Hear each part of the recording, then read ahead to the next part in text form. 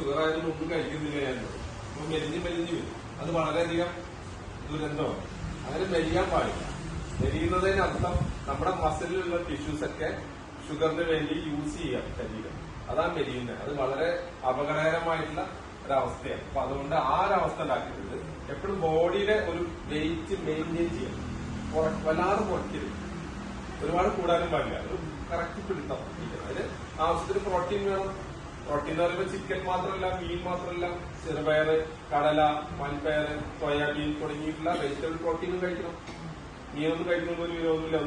ഒന്നും എപ്പോഴും കുറച്ച് കഴിക്കുന്നൊന്നും കുഴപ്പമൊന്നുമില്ല. പക്ഷെ ഒരുപാട് കാലം കഴിഞ്ഞ ആൾക്കാർക്ക് വളരെ ഇത്തിരി കലവെച്ച രീതിയിലേക്ക് ആക്കുന്നതായിരിക്കും നല്ലത്. അപ്പൊ എണ്ണപ്പലഹാരങ്ങളൊക്കെ കുറയ്ക്കുക. സമൂസ, ബജി തുടങ്ങിയുള്ള തല്ലിപ്പൊളിയാണ്. കാരണം ലിറ്റർ ഓയിൽ കുക്കിംഗ് കിട്ടുന്നതാണ് ഈ തട്ടുകടയിലേക്ക് എണ്ണപ്പൊലി പലഹാരങ്ങൾ. ഈ പാലക്കാട്ടെ സ്റ്റോക്ക് ഉണ്ടാക്കുന്നതിൽ ഏറ്റവും മുൻപൻ ആരാന്ന് വെച്ചാൽ ഈ എണ്ണക്കറികളാണ്. അത് എന്തൊന്നും ഉപയോഗിച്ച എണ്ണകളെ അവർ ഊറ്റി മാറ്റി വെച്ച് പിറ്റേ ദിവസം വീണ്ടും അവർക്ക് ലാഭത്തിന് ചെയ്യുന്നതാണ്. നമുക്കത് അറിയില്ലല്ലോ, ടേസ്റ്റിൽ ഇതുപോലെ കിട്ടും. അപ്പൊ അതുകൊണ്ട് അത് വളരെയധികം അപകടകാരിയായിട്ടില്ല. അപ്പൊ അങ്ങനെയുള്ള ഫ്രൈഡ് ഐറ്റംസ് കുറയ്ക്കുകയും അരിപ്പലഹാരങ്ങൾ കുറയ്ക്കുകയും പച്ചക്കറി പഴവർഗ്ഗങ്ങളൊക്കെ കഴിക്കും. അതിൽ പഴവർഗ്ഗങ്ങളെല്ലാം കഴിക്കാൻ പറ്റുമോ? അതുമില്ല. എന്തൊക്കെ കഴിക്കാൻ പറ്റുന്നതാണ് നിങ്ങളൊക്കെ ധാരണ?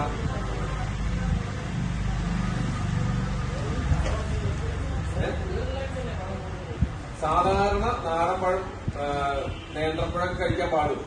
എന്താ നിങ്ങളെ അഭിപ്രായം? അതെ.